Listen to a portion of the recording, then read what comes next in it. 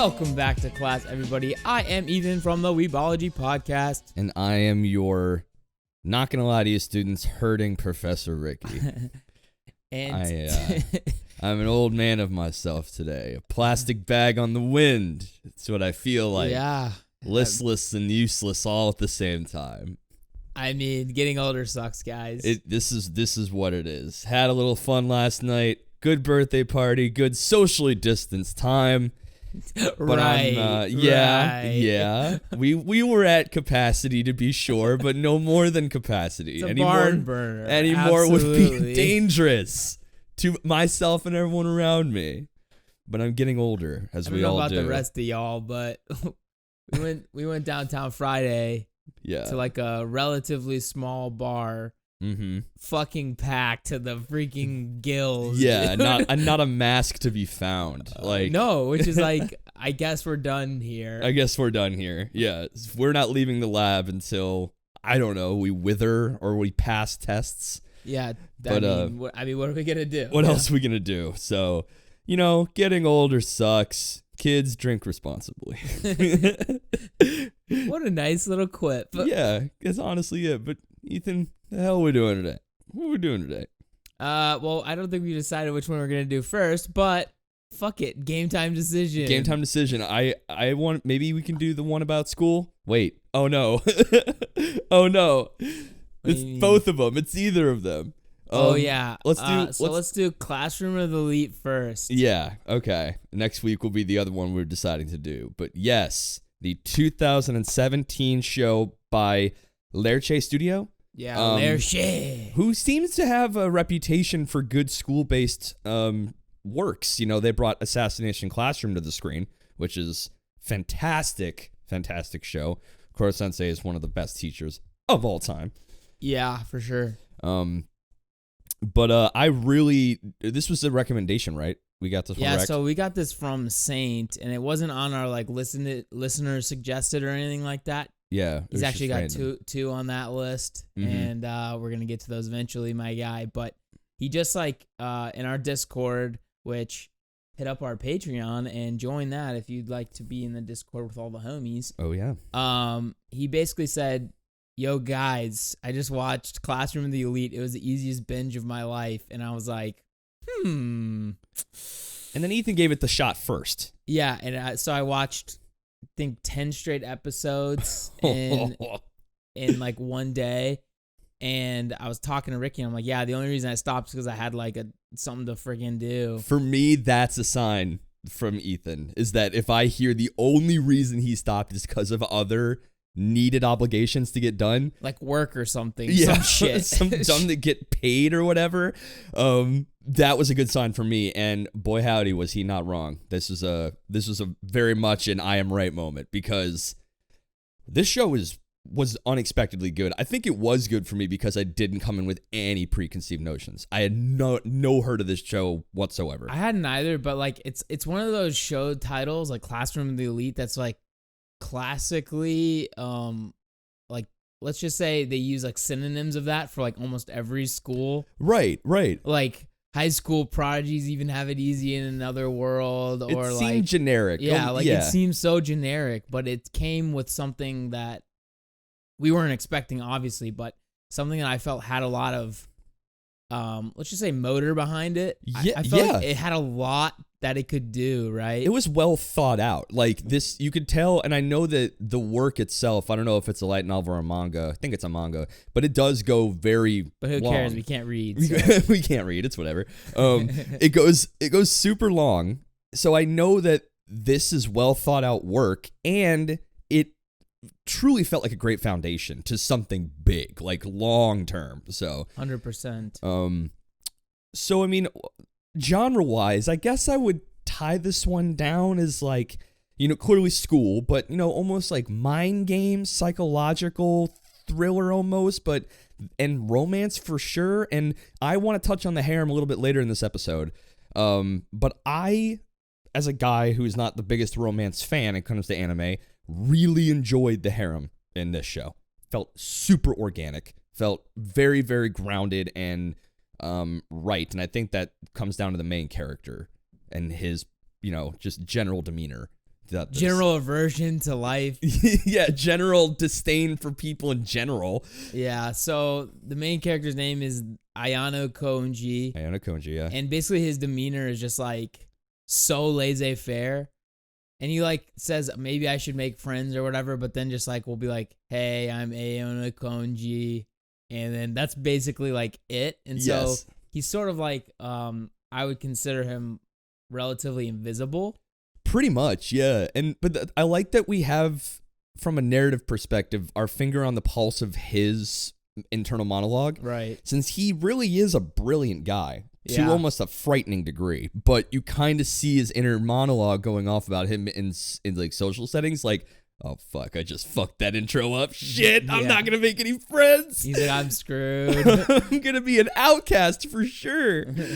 But yeah, he, as far as main characters go, he felt believable, even if he was almost like a school-based power fantasy, right? Yeah, he's like deaf way too like ridiculous. But like explain the school a little bit, okay, so that we can just kind of like have a very basic like foundation, and then we can talk about how we feel about it after. Right. So I want to say it's so far as to say the Japanese government basically set this school up to train and to educate the brightest minds the country has to offer, in hopes that they will be basically the influencers and running the country when they get out. They're meant to be brilliant. They have 100% college acceptance rate and job acceptance rate.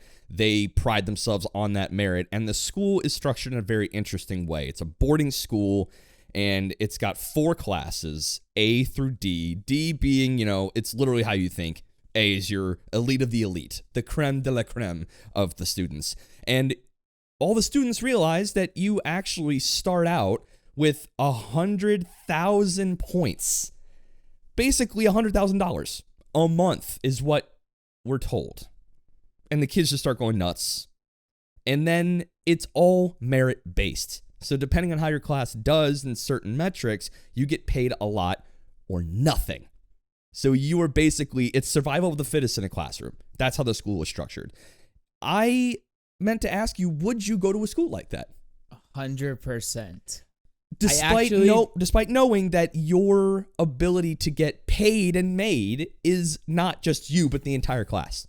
So, yeah, let's just hop right into like the premise, because I think that's really all the plot we need, like the foundation. That's it, yeah. And then we can kind of rock and roll from there. I actually feel like people like us who went to like a private school who kind of were under more rigor. It was a lot of rigor. Like would be well apt to something like this. Yes. Especially like, I don't know about you, but anytime I like didn't do homework or didn't turn something in, I got like really like anxious and like basically sick.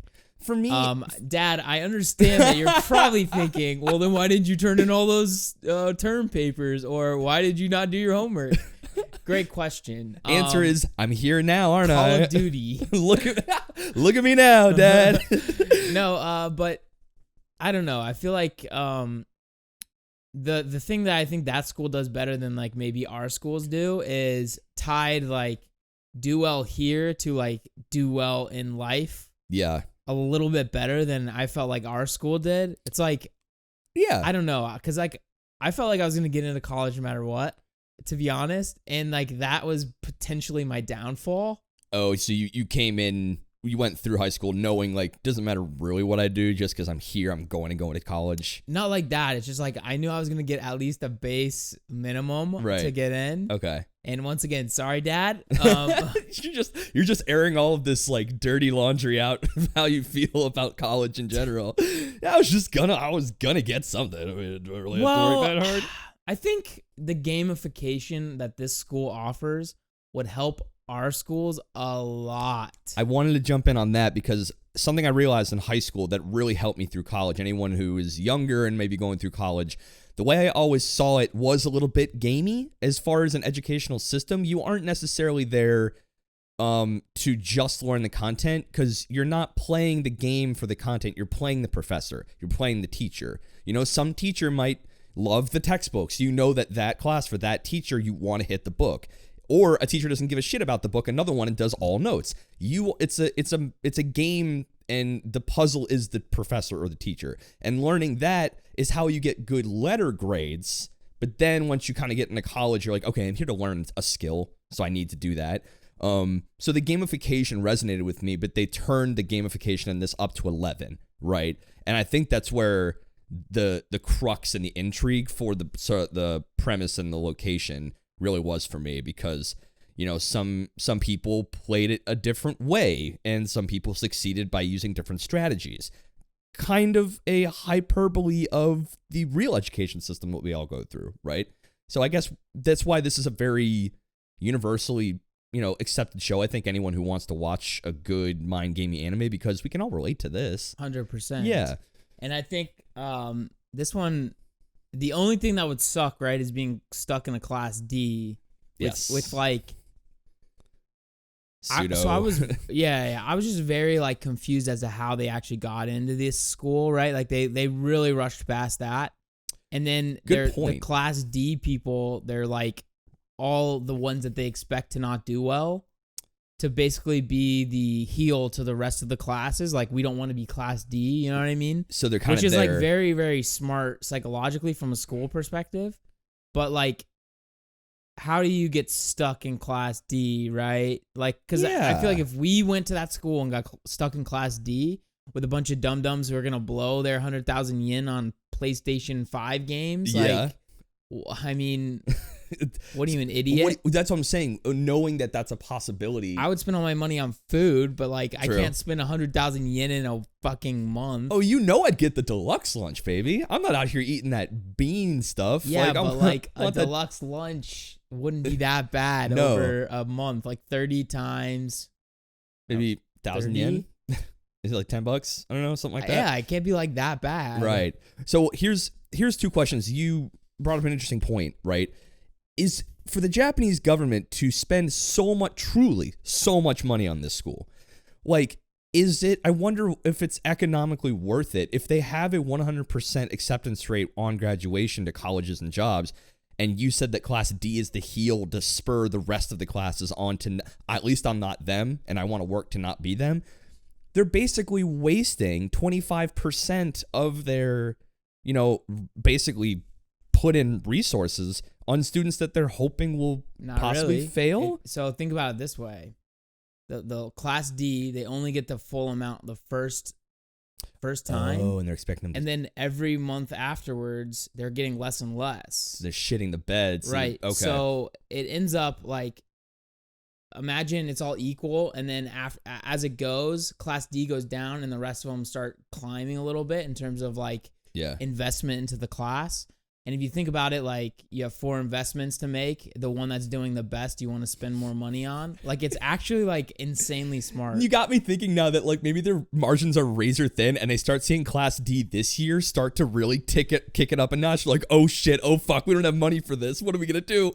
Yeah, I mean, they haven't really explained like the point of the school really, other than they had like a that throwaway little line. blurb, you know what I mean? They had a throwaway line. And it's like, so does it bother them if class D does do well? Like, I can't quite tell if it's like that big of a deal to the school as a whole.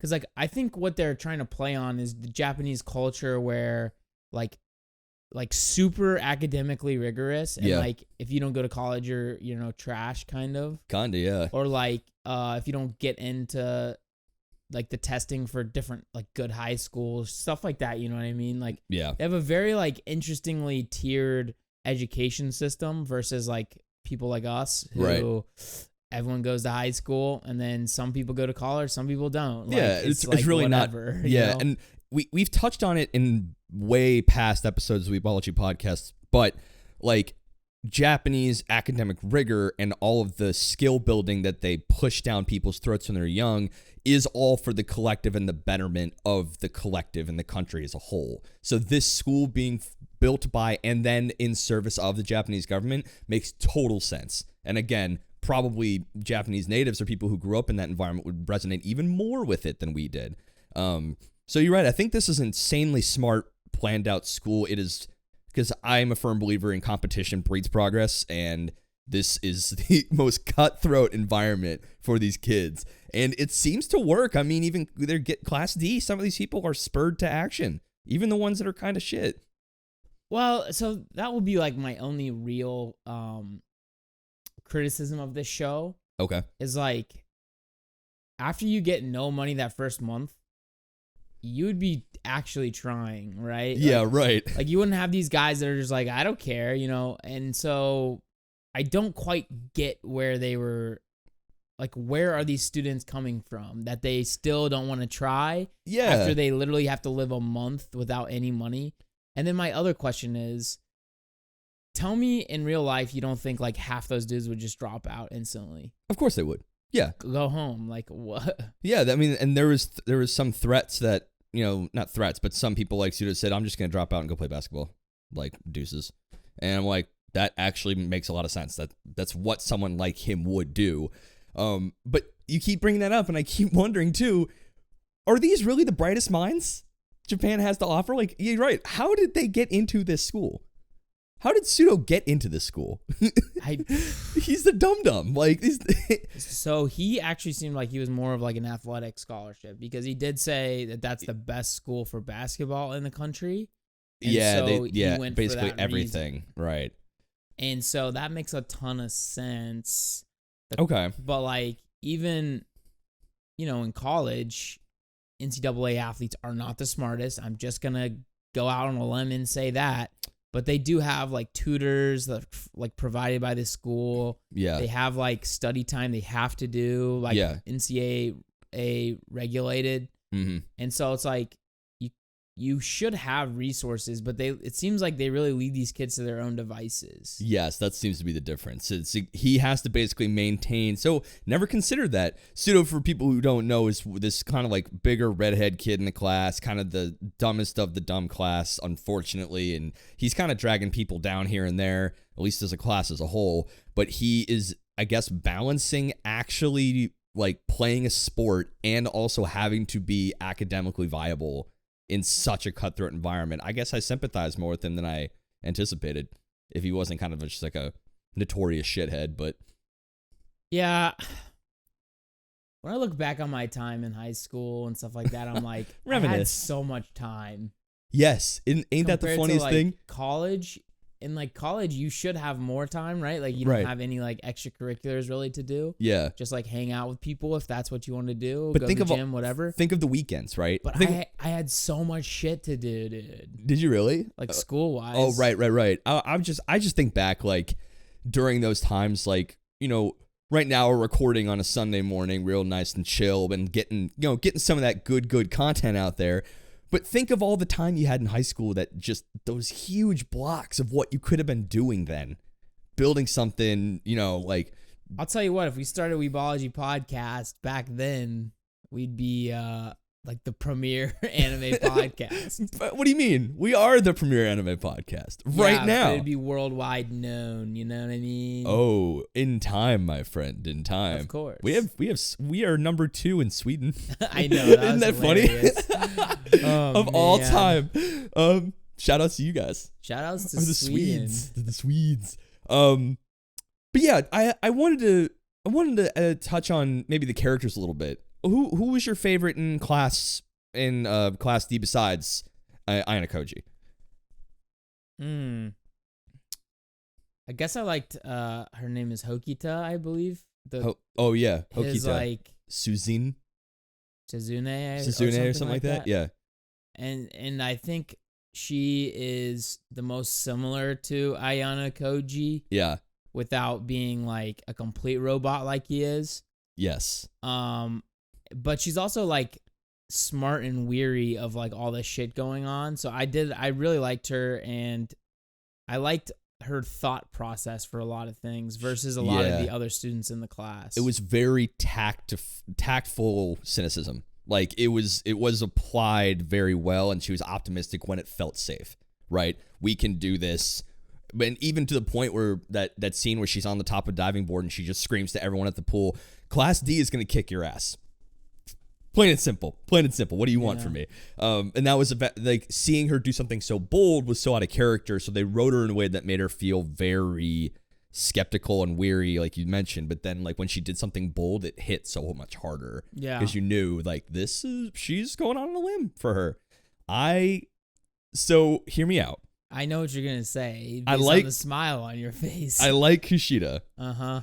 Because, and this, we are going to get in a little bit of spoiler town. Try not to spoil too much, but she, every time after the incident, when she was on screen, I was tense.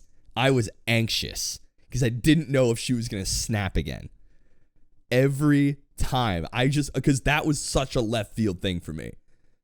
The thing about it was, like, what I expected to happen is after that incident that he would avoid her like the plague. He can't, though. He absolutely could have, and I think it would have been more realistic. And then that would have driven a lot more story because she would be, like, hunting his ass. I being guess. Like, so why you not hanging out with me? You know what I mean? Go full yandere on his ass? Like, okay. Right. And so what ended up happening is he just acted like nothing really happened. Which I think was the smartest move. You have to make sure nothing changed. I don't know. I don't think it's realistic, though. Right. She had him by the balls, I think, which is really bad. So I guess. I mean, what's fingerprint on clothing? Like, that was such a low. I guess that it's tenuous. Also, you at wash best. your clothes. What do you want me to do? Yeah, it's tenuous. Or maybe she just kept that one vest just hung up. So this Kushida chick, she is very bubbly, outgoing. She wants to be friends with everyone. She seems like that archetypal character, like, I want to be friends with everyone in class. We can't lose anybody or else I'm going to lose it. And lose it she does. So it turns out she had left her phone in Ayana Koji's room. He goes to find her to give it back, and she has flipped the script and it's just gone cold-blooded ballistic, calling Suzune a stupid cow, I believe. Like, I fucking hate that bitch. Something like that. Starts bitch, cursing stuff like that. And for me, it was just, whoa, this is weird. So then she says, like, did you just see that? And he's like, no, here's your phone, haha, bye. And she's like, nope, if you tell anyone, I'll tell people that you sexually assaulted me. And just takes his hand and just full mount right on the titty. And so this fingerprints there. So did she have him by the balls? She let him believe that, I believe, but, and then and then throughout the rest of the season, she was back to bubbly and only saw her true side every once in a while. So I felt very anxious and on edge every time she was on screen. Because I'm like, almost like dramatic irony. As the audience, we know more than the rest of the cast do, except for him. What I was expecting is anytime they were alone, she would switch back to her normal self. Yeah. And I was actually looking forward to that so I could see like what her plan was most of these times. I think we will see it. But she wasn't like quite mercurial where it was like back and forth. It was just like literally like what you said, 2 times out of the entire show. Which is a little sad. I'm in your camp. Yeah, I would have loved to have she seen it more. shows like the real life version of herself. And the rest of the time she's playing this like hyperactive, like bubbly character. Which would kill me. I know. It's so annoying to deal with somebody like that. One thing I hated about her character, though, as much as I found her compelling to be on screen, she had the gall to ask him later in the season, hey, are you not a fan of me because you're scared of me? No shit. Yes, of course I'm scared of you. You're unhinged. And she's like kind of falling in love with him, but at the same time, she recognizes that he's like, I really don't want anything to do with you. Can we just pretend like none of that ever happened? And she had the nerve to think like, maybe me freaking out and going off and unhinged is kind of turning him off. Kind of a shocker in that way. I mean, to be fair, she was just mad that he was giving the other girl so much attention, right? So it's like, it's not that insane of a thing to see a girl lose her shit about another girl that is like, let's just say, vying for the attention of the same guy. Sure. And then but that's the thing. It's not that is unreasonable. It's thinking, is it possible? She's not really sure. Is it possible that my almost obsessive nature about wanting the attention over her kind of a turnoff for this guy? Well, I think she says, is it possible that you could ever like me? Like a girl like me. Yeah. She like kind of phrases it in not a way that's like, you clearly are avoiding me or you clearly hate me. Because he really doesn't. And that's what I was saying I don't agree with is like, Okay, yeah. he was called her like daily. Yeah. He like involved her in everything. He really used her a lot. Like, use is a good word there. yeah, but I'm just saying I would not have really engaged at all. Not or even. It would be awkward as shit anytime I spoke to her. I get, and that's a good segue into the harem as a whole. I really, really like this, and I don't say that a lot about other harems. I mean, I genuinely don't. There's maybe some on like one hand I can count, like Orin Host Club, and a couple others I can say that like felt like really enjoyable harems to watch. This, in my opinion, is up there because it all felt organic, right? Suzanne, I'm gonna call her Suzanne. Suzanne. In case you guys were wondering, I'm basically a corpse. My resting heart rate is 47 beats per minute. You're chill beyond biology's belief. I may be an Olympic athlete. I am peak performance right now. Or this is wrong. Or your watch is fucked. Just saying. I saw 47. I'm like, no fucking way, dude. 47 over 2. Yeah, I'm dead. I am a dead boy. But yeah, so this harem, like every person in this harem had a very exact reason why. And I loved it. You know, Suzanne basically because like she's the most like Anna Koji and they just, you know, were so similar in that way, and they're like, we can't make friends, so let's make friends with each other. You had is it Sakura, or what was her name? The purple haired girl that had the pics. I think it is Sakura. Ari Sakura. She has like social anxiety, and you know just happens to find a connection because Anna Koji talks to her like a fucking normal human being. And there's Kushida, who basically they're kind of intertwined because of that secret, and then over time she kind of falls because she could be her true self around him and not really have to worry about playing it up. That's the only one that I didn't quite get, though. Okay. Like, what you think? I didn't really see a whole lot that Kushida was like into him for, right? Like, yeah. Okay. And she was already into him before she like kind of showed him. That's why the freak out happened. Self, yeah. Right. And so I'm like a little confused. I think it's because he was like willing to help her with certain things, but also like in such a way where he was like unattainable. Do you know what I mean? People like that just like want to be friends with everyone. The one person that they can't be friends with, which in this case was Hokita. Yes. Right. Yeah. Are the one they want to be friends with the most. Right. So she goes to him because he's like her link to Hokita. Right. And then she ends up like finding out that he's a little weird too. Like, he's a little bit off his rocker. And then so it just seems like she's one of those people that just wants anything she can't have. I think part of it too is that everyone, you know, when she'd be bubbly and make friends, it's always an overwhelmingly positive response from these people. To him, like with everything else in the story, he's at most slightly above indifferent. Like, yeah, he's like deadpan to all hell, and I love that about him. That's a great character trope about him. Yes. Yeah, that makes sense. Yeah, but he's a galaxy brain, which we'll talk about in a second. But yeah, I mean, she wasn't getting a response that she wanted from him, so she kept pushing and pushing, in tandem with trying to get to. How do you say her last name? Horitika or. I don't actually remember anyone's name except for Ayo Ano Konji. I think it is Hokita. There's an R in there somewhere. Horikita. Susan. Horikita? Susan. Horikita, maybe. We'll give it a search. I know her first name is Suzune. Okay, Suzune. But so like, by trying to get with Susanoo. Yeah, Horikita. That's easier.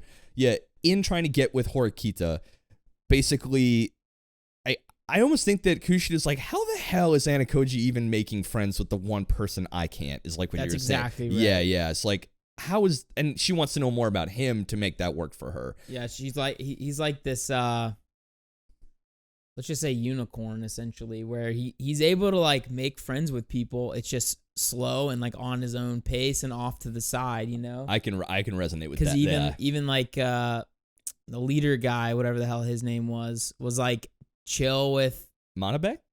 I have no clue. Hirata. I don't think this is worth anything Yeah. because I don't know. You're talking the blonde-haired guy, yeah, right? if you told me any name, I'd be like, maybe. Naruto. Yeah. Okay. Sure. Matsutabi. Sure. No, I think it's Hirata, yeah. Blonde kid who's the class president, essentially. Mm-hmm. Even he was like friends with him, and I think she was just noticing like all these people felt really comfortable around Ayano Konji, Yeah. but they weren't like outwardly friends, if that makes sense. No, And yeah. it's just like that unicorn, you know what I mean? I know what you mean, and I think that's why Sakura entered the mix because she said Sakura magic. Sakura magic. She basically said like, you look me dead in the eyes, but I don't feel like threatened, and she's got like a weird problem with like social anxiety and stuff because, which is funny because her secret is essentially that she has an OnlyFans. Yeah. Straight up. It's she's got simps after her. She's a simp magnet. Big time Sims. And yeah, she went to go get a new camera in one of these scenes, and the guy who is the shop owner recognized her and had big simp energy. Oh my god. Yeah. And he tried to basically attack the shit out of her. But because that's something I think this show does really well. Yeah. It's like it is a high school drama in some regards, but many, yeah. there's so many like pretty dark and real world scenarios. Oh yeah. It really did feel like a very close like assassination classroom type show, because there's these classes are competing. There's always the one class everyone thinks is trash. Yeah. And there's like pretty serious shit going on, right? Like I felt like that last mission that they do as a class in The island one. Yeah, the island thing in Classroom of the Elite was very similar to what happens for assassination ass class, if you will. Oh, I will. Ass class for sure. That's what me and Ethan and Patrick call it, ass class. But and I urge you to also call it ass class. if you don't, please reconsider. Yeah. I demand of you. No, yeah, but honestly, that's Lerche's kind of bread and butter, right? I mean, I've looked at some of their other stuff that I haven't watched, classroom-based, school-based, classroom-based. So their formula is like, if it ain't broke, don't fix it. Go grab the IPs that basically we know we can do well, which is really cool. Go grab the IPs while we grab some IPAs. Oh my God, IPs and IPAs. Yeah. Check out that new segment or not. I really did enjoy that last island test. It was a full display of Galaxy Brain for our boy Anakoji, and I felt like it was a little obvious though. Did you really? Yeah. I guess it was obvious when I saw him look at the walkie-talkie. They just left that on the belt. I'm like, no, he dug it up. Right, but like they made a point for him to like have put that in his brain. So I'm like, okay, he's clearly talking to someone, and then he dug it up, and that's when he made the connection.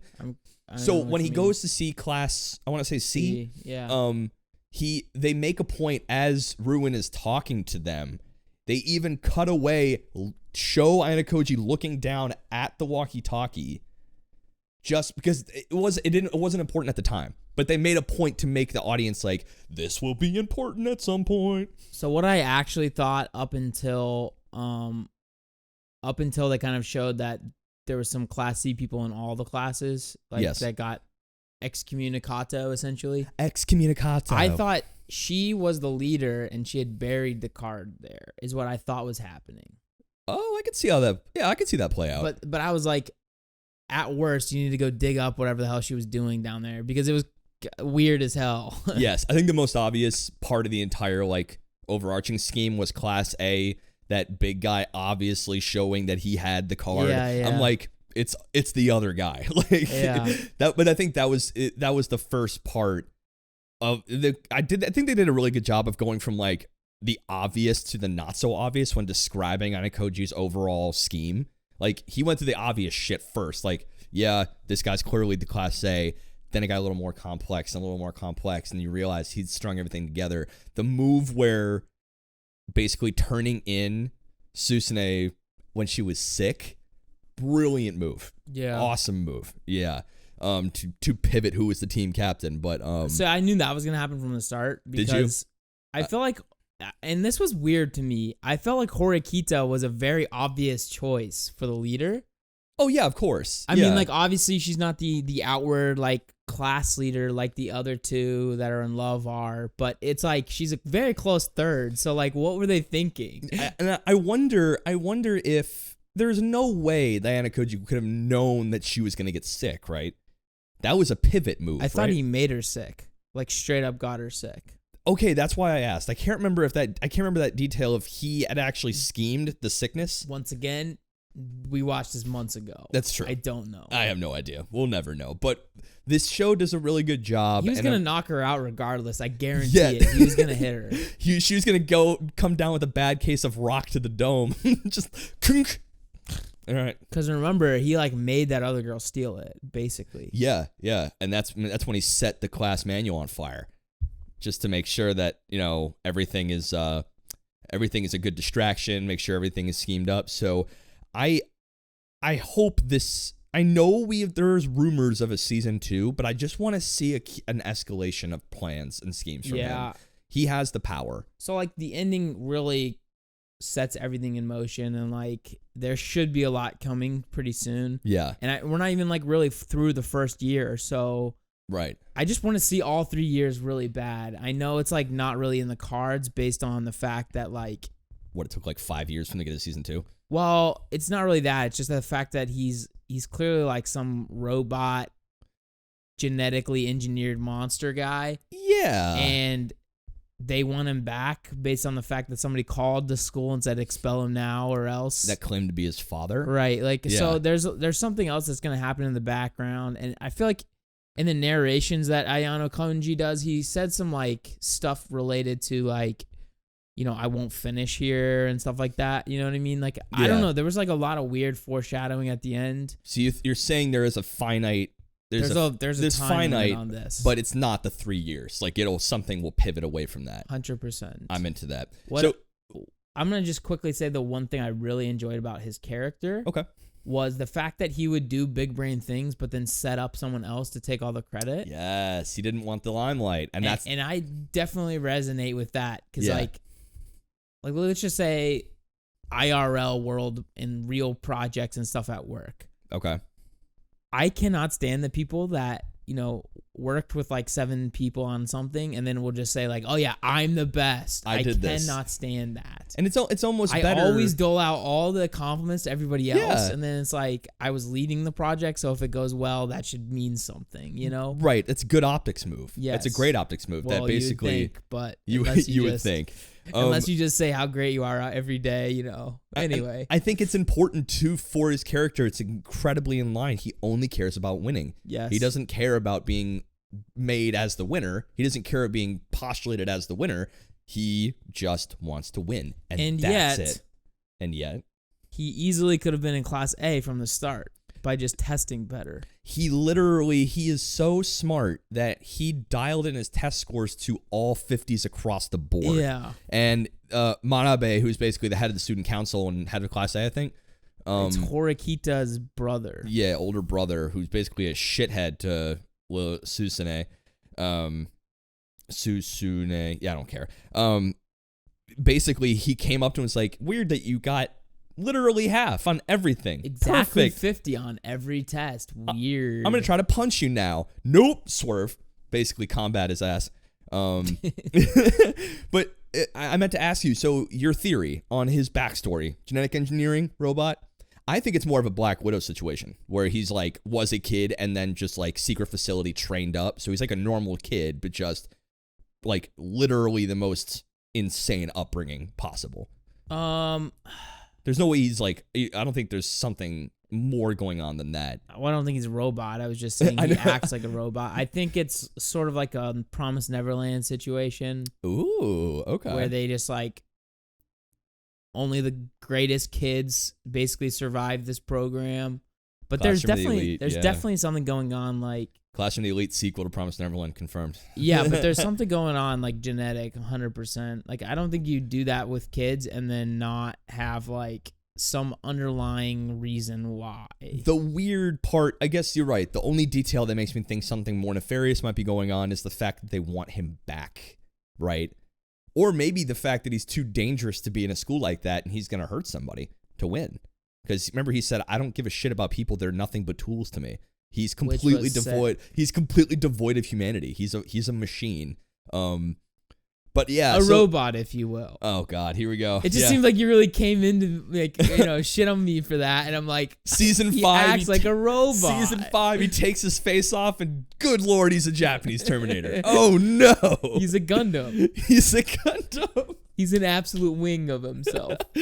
But no, it's the fact that they want him back in their custody stead is intriguing. That's an interesting detail. Why would you want that unless you're a very valuable asset in some capacity, right? Well, I feel like any situation like where they're training kids up and all that stuff, like you would have to assume that they've spent a bunch of money on them or research at minimum. So like I don't think right. Like scientists are crazy, man. They always want to keep any like test subjects. So yeah. I don't think that was necessarily weird. And I think the weird part was the fact that he like, this is major spoilers. Yeah, we're deep in, so. It goes through the whole show and you're like, oh, he's starting to like really like these guys. And at the very end, he's like, I don't give a fuck about any of you. Had us fooled too. He's like, I don't even think of any of you as even starting to be a friend. It's like, you guys are my tools. Yeah. And like, he definitely acted that way throughout the whole thing. He was very manipulative in what I felt was a very entertaining way. Yes, but it wasn't spiteful. It wasn't hateful. It was pure indifference. Yeah, and then, so like there's something up with the kid for sure. And we got flashbacks. Now that we're in spoiler town, we did get flashbacks of him in that strange upbringing, seeing people like his cohorts, same age, essentially dying in front of him, asthma attacks, like bleeding out and shit. And he just like... He had to learn to be deadpan for some reason, right? So I think will he ever break his shell and show some kind of humanity in the future? Hope not. I hope not. Is that weird to say? It wouldn't make any sense for somebody who's lasted 17 years or whatever as being an absolute robot, an entire season of the show with like friends. Yeah. And then all of a sudden he somehow catches feelings for somebody. Who's it going to be? Horikoto. I feel like he could get along with Kushida because that's what I'm thinking. They both have that like hidden side to them, killer edge almost. Yeah. I'm scared because and plus he touched her boobie. He's got the furthest with her anyway. Yeah. I'm a little scared because I can totally see the story going the way we don't want it to. I can see that something is gonna like. The fact that they have shown his tragic backstory implies to me that this will be brought up and then he'll show a flicker of humanity in the future. And he's going to have to wrestle with that. What I could see is him showing humanity to spite his dad, who's going to be there at some point. To big brain his dad. Oh, but even that would just be feigning it, right? Yes, but that's not the point. Okay. The point that is the point. That's great. That is the point. The point is that's that not the point that I was trying to make, but it is the actual. It is the point. actual. What's the point you were trying to make? What I meant is like he was doing it to trick him, but right. But like, it's an interesting thing that like that's another good subversion because that's where I expect the story to go, and then he does it as another way to get a one up and on someone else, and then he goes right back to being the robot. Man, this show really does have a lot of... I think what you said at the beginning was true. It has a lot to go on in a bunch of different directions. And they did such a good job setting us up for something real mean. Yeah. Real good. I just want to say, thanks, Saint, for watching this for us, taking a bullet, and then letting us know how good it was. Yeah, it was a serious banger, man. Good suggestion. It was a good suggestion. I'm not sure all your suggestions are that good. Let's be real. Yeah. Rent a Girlfriend? Not that good. The guy who says Arifreda's pretty dope? No. Yeah. No. I mean, you got problems for sure. Hey, but for every miss you got a nice big hit right an here. Absolute slapper. So what you got? Definitely good. And I would say if all of y'all have not seen this, which I sort of doubt you have, it kind of flew way under the radar. It's a little sleeper, isn't it? Yeah. Definitely a sleeper pick. Let's just say Death Note High School. That's a good way to sum it up. With a weird internalized economy. So, it was fun though. It was great. Like dealing with that system too, though. I'm gonna give it a flat 90 out of 100 hot teachers. Holy shite! I'll say 87 out of 100. All the girls in this show are gorgeous. Say the teacher fuck me up, fam. She is just a bombshell. Yeah. 100%. Yeah, she can berate me all day if she wants to. It's fun. She's just crushed Class D. Give me a D, please. I'll stay in Class D if that's what I'm doing. See you after class. I could take a hint. Oh, well, the cool thing about that, though, is even if they were promoted, she would still be their teacher. So she stays with that class no matter what. Oh, right. All the teachers, like the academic people. God. I know. Yeah, thank God. Very smart move, Lerche. Clever. Or whoever wrote it. But yeah, honestly, that's it. Guys, go watch the show. It's on Hulu. You can go, is it sub and dub? I think it's just sub. I watched it on Crunchyroll, so I have no idea. Fair enough. Okay. Hulu or Crunchyroll. But thank y'all for coming to class. If you'd like to listen with your eyes and your ears, hello, YouTube gang. Yo. Hope you're enjoying the new aesthetic with recent change. Yo. If you want to listen with your ears and not your eyes, you can check us out anywhere you get your podcast fix, like Spotify, Apple, Google, Stitcher, even iHeartRadio and Pandora for whatever reason. I didn't realize Pandora provides this kind of thing, but here we are. There's Amazon Podcasts now, by the way. No kidding. We got to jump on that one too. They just opened her up. Fingers in every pot. Leave, like, comment, subscribe on YouTube. Leave us a 5-star review and a written one on Apple. It really helps us pop up on others' recommendations. If you want a little more eye candy, come on over to Instagram at weebology.podcast. We got memes on news and occasionally giveaways and maybe a rant post about your upstairs neighbors moving their chairs consistently. I don't know what's going on there. One of these days I'm going to have to go up there and be like, what the fuck's going on, guys? You don't have to rearrange your furniture every Sunday, okay? That's not like this fucking dog that I swear to God they leave for 18 hours and just like whines all day long. Oh, no. Hey, so also, if you guys have other podcasts that you listen to that you want us to go on, let them know in however you can to try to have us on, and then we'll go on and be professors and whatnot. Be professors and whatnot. We like to cross-pollinate audiences so everyone gets all the good podcasts. All of the pods. Yeah. What else we got? We got Twitter at weebologyp. Or do we still do the thing where like Instagram will cross-post? And it'll just.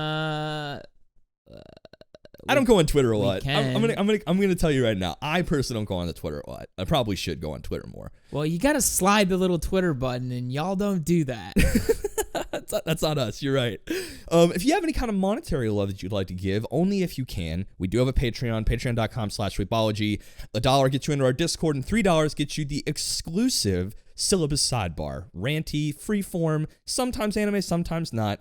Side content we do every Thursday morning for the Patreon lovely students. It's how you get to know us a little bit more. Yes, last week we talked about occupational stressors, yesers and stressors. It was a real fun time, but honestly, I think that's it. I feel much better since I started this episode. The hangover is about gone. Thank you for the ibuprofen. Yeah, no worries, bro. Thank you, dude. Wait till you finish, and until next time, I'm Ricky. And I'm Ethan. And this has been Weebology. Deuces. Man, I do need 100,000. That would be really nice. Yeah, we'll do that. I gotta earn it.